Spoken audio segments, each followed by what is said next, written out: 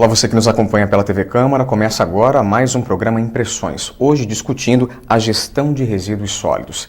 Estima-se que atualmente em todo o país, cerca de 50% dos resíduos que são descartados são de origem orgânica, ou seja, poderiam ser reaproveitados. Mas como é que está essa situação aqui em Florianópolis? É o que nós vamos saber no programa de hoje, onde eu recebo a visita do vereador Marquito, a quem eu agradeço pela presença. Obrigado, vereador. Obrigado. E também do Gilson Kizanoski, ele que é educador ambiental e auxiliar operacional da CONCAP e que atendeu o nosso convite. Obrigado pela presença, Gilson. Obrigado também. Para a gente estabelecer aqui um cenário dessa nossa conversa, gostaria de começar, vereador, perguntando ao Gilson, qual é o percentual hoje, considerando que no país nós temos aí 50% de resíduos destinados de origem orgânica, aqui em Florianópolis, que a gente poderia estar aproveitando nesse sentido, Gilson?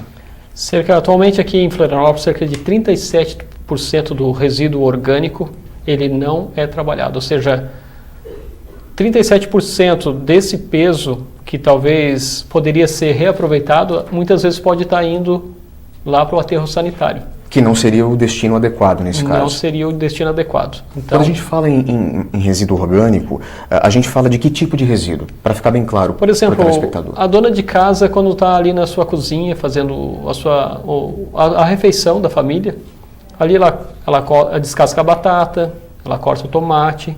Isso vai gerando alguns resíduos. A casca da banana. Então, esse tipo de material é um material que ele é orgânico, ou seja, ele se decompõe e ele volta a virar a terra novamente. Então, nós podemos dizer que tudo que é orgânico é aquilo que pode ser transformado.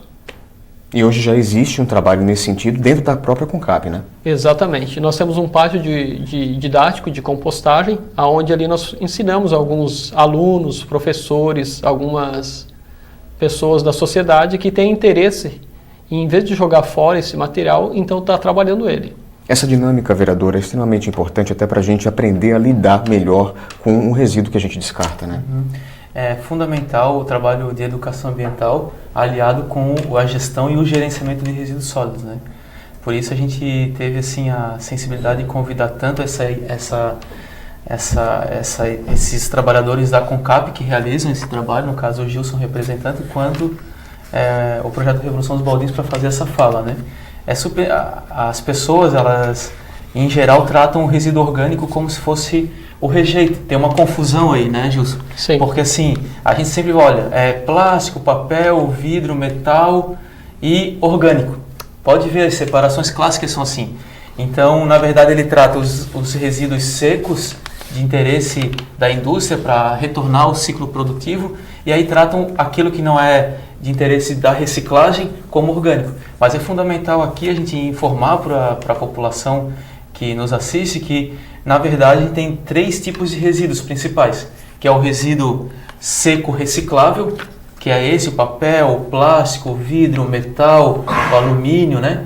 Esse é o seco que vai para as associações e cooperativas de catadores fazer a triagem e comercializar esse produto. Nós temos o orgânico, que é isso que o Gilson já falou, aquele resto dos trabalhos na cozinha, as podas, né?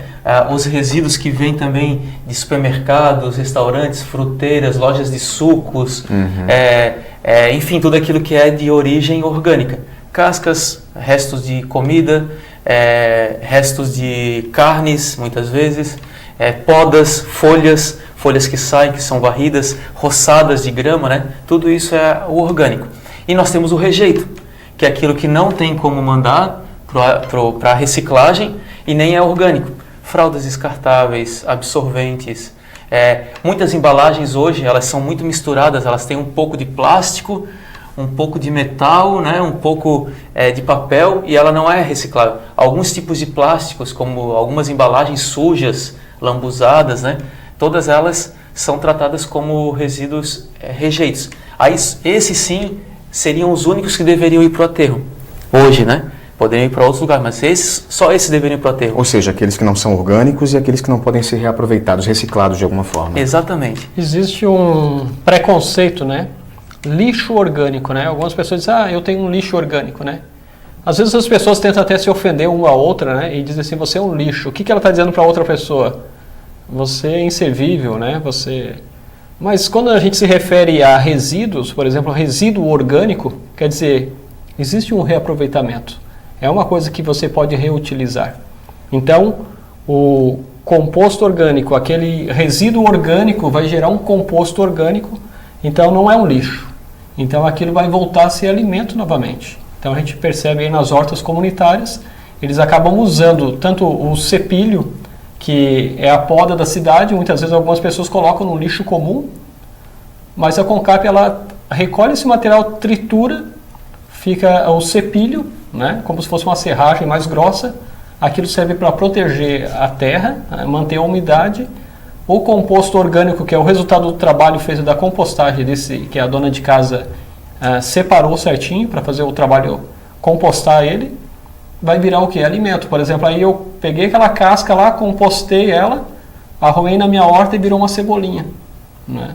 E do contrário seria o seguinte, eu coloco no lixo comum, vem o caminhão da Concap, coleta, prensa aquele material, gera um líquido chamado churume, é altamente corrosivo, estraga o caminhão, né, corrói ali o caminhão, além de muitas vezes aquilo talvez escorrer pelo caminhão, vamos supor, vem um motociclista dirigindo, passa por cima daquilo, acaba dando um acidente e aquele líquido que talvez poderia ser reaproveitado como um biofertilizante, quando é feito de uma maneira correta, quando é feita a compostagem. E quando não é, vai tudo para o mesmo aterro, sem o devido tratamento e a devida separação. Além de todas as outras consequências que a gente já viu aqui, né?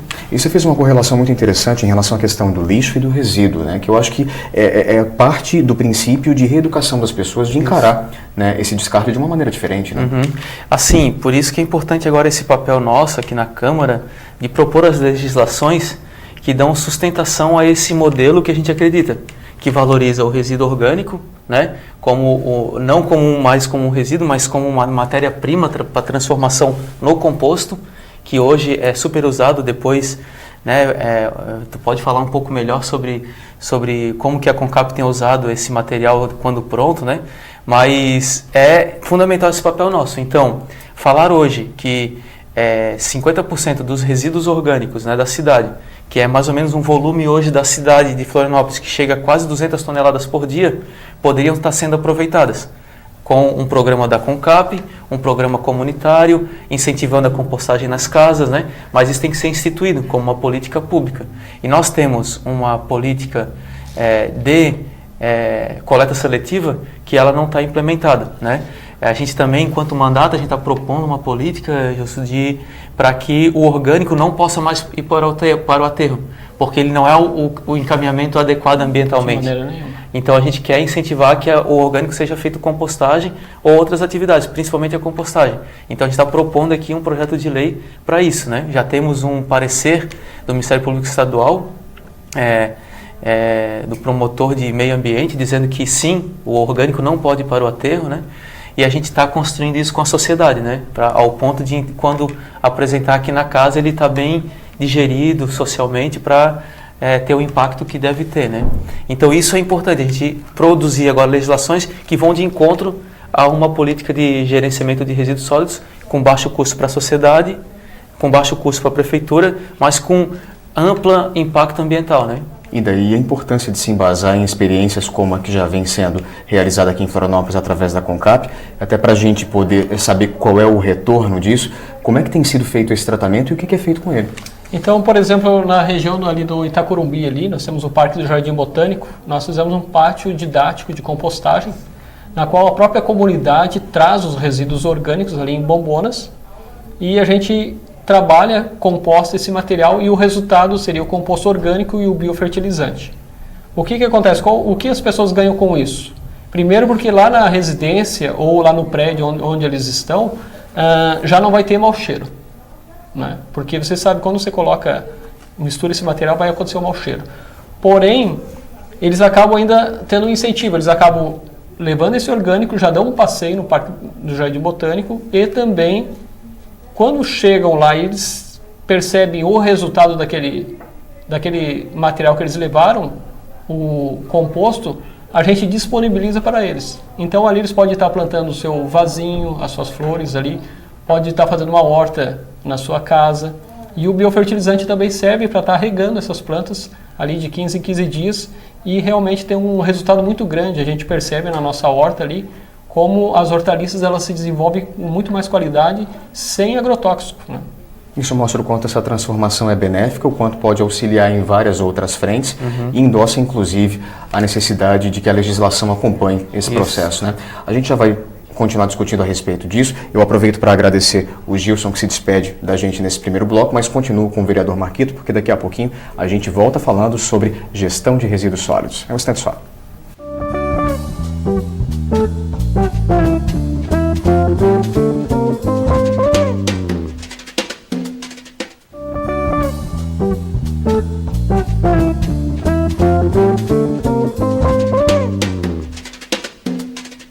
Voltamos com o programa Impressões, hoje discutindo a gestão de resíduos sólidos. Eu sigo aqui com o vereador Marquito, que esteve conosco no primeiro bloco, e agora recebo também a Ana Carolina da Conceição, que representa o projeto Revolução dos Baldinhos, que é desenvolvido numa comunidade aqui da capital. E peço licença ao vereador para começar falando com a Ana nesse segundo bloco, porque esse projeto realmente mudou a vida da comunidade no que diz respeito à separação de lixo. Como é que surgiu essa ideia? Bom, a Revolução nasceu em 2008, né? Onde a nossa comunidade tinha sido reurbanizada e tinha alguns moradores da comunidade que eram contratados para fazer a varrição e limpeza de rua, que era a frente temporária de trabalho. E nessa época houve uma grande epidemia de ratos dentro do bairro e alguns moradores vieram a falecer por leptospirose, então se formou uma rede, né? Que foi o posto de saúde, as escolas, creche e alguns moradores. Na época tinha o CEPAGRO, que era parceiro, onde o nosso vereador era o coordenador na época. E nessa reunião da rede nasceu a ideia da Revolução dos Baldinhos. Por que Revolução dos Baldinhos? Porque o médico do centro de saúde, o Dr. Renato, ele passava o dia todo no posto de saúde, ia para casa só ao fim das tardes e em casa ele tratava o resíduo dele dentro de baldinhos e ele disse que dava certo. Então não adiantava fazer a desratização da comunidade e não retirar a comida que tinha disponível para o rato. Então aí nasceu a Revolução dos Baldinhos. Ficou 2 moradoras, né, que era a Lene e a Anice na época, fazendo a conscientização. Ficaram 3 meses conscientizando e nessa conscientização eles conseguiram conscientizar 5 famílias. E uma das 5 fui eu. Você é uma das pioneiras no projeto. Eu sou uma das pioneiras. Uma das 5 famílias fui eu. E com o passar das semanas, né, o resíduo da minha casa ele começou a aumentar. Aí me questionei, né? Fiquei pensando, o que essas loucas fazem com toda essa comida, que essa comida aumenta cada dia mais, mas eu não sei no que se transforma. Amanhã, quando elas passarem aqui, eu vou perguntar para elas o que elas fazem com isso. No outro dia foi a coleta de manhã cedo, que elas faziam a coleta 2 vezes na semana, recolhendo de porta em porta. E daí eu falei para elas, tá, mas me diz uma coisa, eu tô curiosa. Eu falei para elas, o que acontece com essa comida? O que tu tá fazendo? Eu digo, não, eu ia limpar a casa, mas a casa é minha, eu limpo a hora que eu quiser, né? Ah, então vamos com a gente que tu vai ver o que acontece. Aí fui recolhi os baldinhos com elas, fomos pro pátio de compostagem, eu nunca tinha visto um pátio de compostagem, porque quando eu era pequena minha mãe fazia um buraco no quintal e tratava o resíduo. E daí via a compostagem, elas tinham uma leira que já estava pronta, né, que já era adubo para botar na horta, e eu iniciar uma nova. Então eu vi o processo desde o começo e daí eu entendi que o ouro negro no Brasil não é o petróleo, é a compostagem, porque a compostagem a gente tem um adubo líquido e o adubo sólido, né? E essa riqueza está saindo dos resíduos que são separados pelos moradores e grande parte da comunidade hoje está envolvida nesse processo. Está envolvida.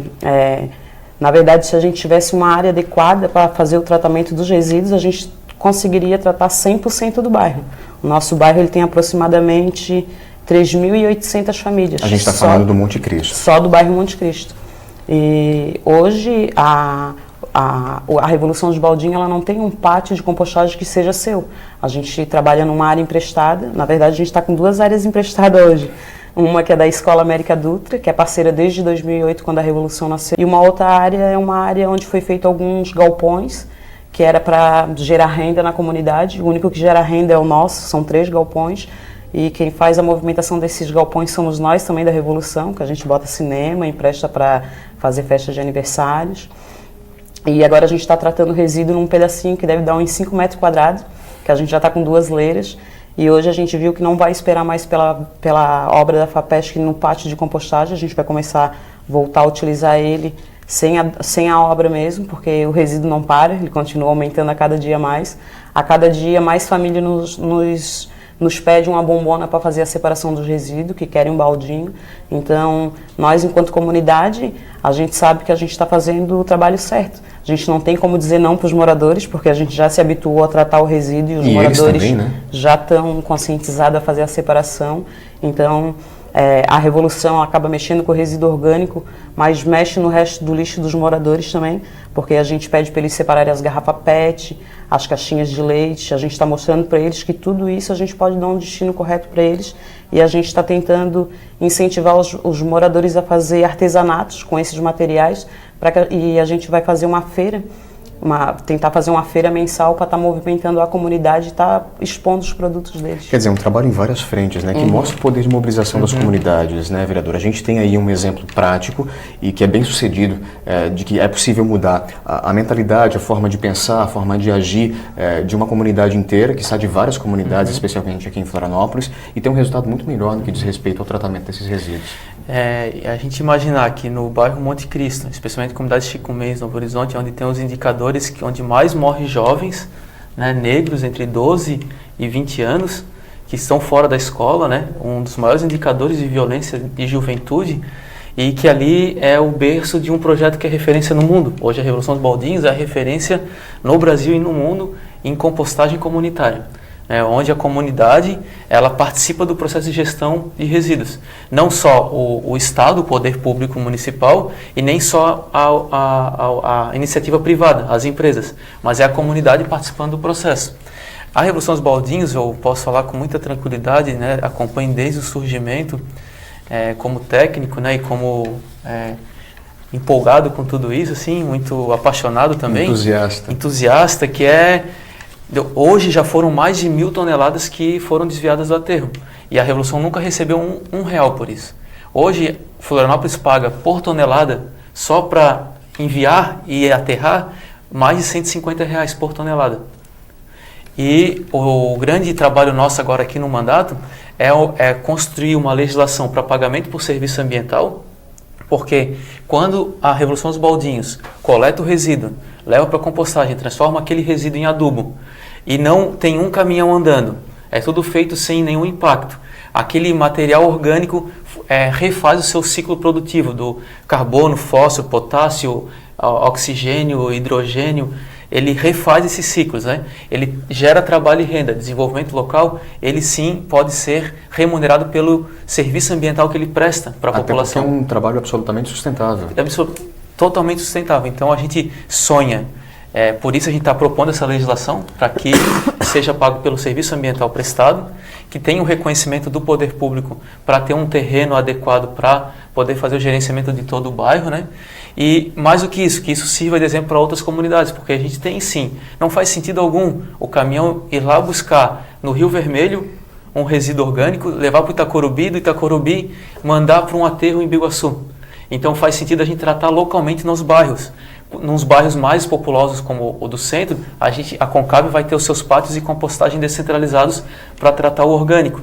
Quem puder fazer na sua casa, bota sua composteira em casa, seu minhocário, né? Aqui no nosso gabinete tem uma composteira e um minhocário. Os outros gabinetes vêm, trazem o resíduo orgânico, fazer a compostagem ali. Então é possível fazer, mas a gente também está agora no mandato buscando as legislações que vão sustentar esse modelo de gestão de resíduos para a cidade, descentralizado, comunitário e com menor custo para a prefeitura, né? O senhor mencionava agora há pouco que esse trabalho não é remunerado, né? Ana, como é que vocês conseguem fazer com que ele continue sendo realizado? Na verdade, nós enquanto comunidade a gente está tendo algumas estratégias. A primeira é que o CEPAGRO ajudou a gente a fazer um financiamento coletivo.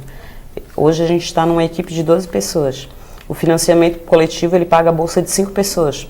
As outras 5 a gente está promovendo algumas ações dentro do bairro, motivando os moradores do bairro e motivando a nossa equipe. O que a gente está fazendo? Hoje a gente está trabalhando com reciclado.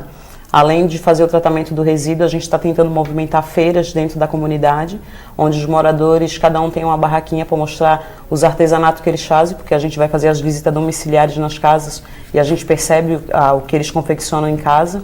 A gente tem recolhido tecidos de guarda-chuva, estamos confeccionando puffs ecológicos, alguns minhocários, estamos personalizando garrafa PET para fazer horta, incentiva hortas. Aí ela tem um preço só a garrafinha PET e tem um outro preço com o adubo e a mudinha, né, de acordo com o interesse de cada morador.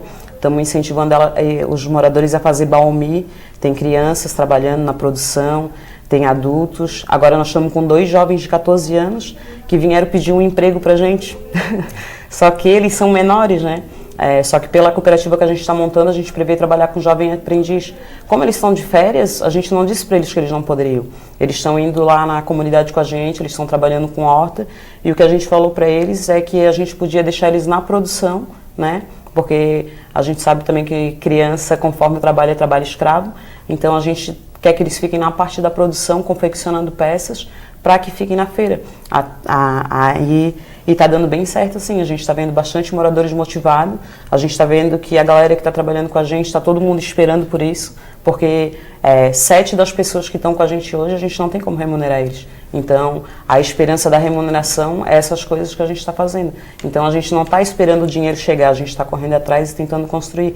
E a gente também faz o recolhimento do óleo de cozinha, e esse óleo de cozinha eu confecciono sabão e a gente faz a troca com os moradores, e o que sobra a gente vende a R$1, 2 a barrinha. Então, isso tem feito um circuito que a gente tem conseguido fazer um caixinha, e esse caixinha que é a esperança de pagar uma bolsa, por mais simbólica que ela seja para cada um dos agentes, para que todo mundo leve a sua fatia do bolo. E esse planejamento de vocês agora inclui, como você falou agora há pouco, a criação de uma cooperativa, e vocês estão com um planejamento de começar a descentralizar esse trabalho. Descentralizar. Hoje a gente começou descentralizando pela Chico Mendes. A segunda descentralização vai ser na Novo Horizonte, que a gente já fez a conversa com os moradores. O que a gente está procurando é dois moradores que tenham o nosso perfil de gostar da reciclagem, de acreditar nessa causa. A próxima vai ser a comunidade da Grota, que já conversou com a gente também. Já conseguimos uma área que é do posto de saúde, que a gente tem uma parceria com o posto de saúde, com plantas medicinais e tal. Então vai ser... Vocês estão atuando em várias frentes. A gente faz várias coisas. A gente promove reuniões com as lideranças comunitárias também, para tentar fortalecer uma rede dentro do bairro. Nós somos quase uma empresa, só que uma empresa comunitária, porque a gente acredita que se a gente ficar esperando, às vezes vir a resposta do poder público, nem sempre ela acontece. Então, o que a gente percebe é que a gente tem que se juntar e todo mundo acreditar na mesma causa e fazer a diferença. Nem sempre dá para esperar, né? Dá para esperar, mas a gente tem que ter tipo um plano A e um plano B. E o nosso plano A é botar a mão na massa e correr atrás. Se a gente sentasse aqui e continuasse conversando sobre a Revolução dos Baldinhos, a gente ficaria mais umas 3 horas, provavelmente. Só para finalizar, se ainda der tempo, acho que é bem importante isso. Por que a gente não tem um modelo que, ao invés de pagar uma empresa para enterrar lá no aterro, não paga iniciativas comunitárias como a Revolução dos Baldinhos para fazer o trabalho? É simples, não muda nada, não vai ter um custo a mais para a prefeitura. Muito pelo contrário, vai gerar desenvolvimento local, comunitário, oportunidades para jovens em comunidades, né? Então, assim, é por isso que a gente está aqui, assim, na esperança de que essas coisas aconteçam, né? Mas ainda é um movimento que encontra muitos obstáculos e barreiras, né? Mas a legislação, ela é fundamental para conseguir isso, sabe?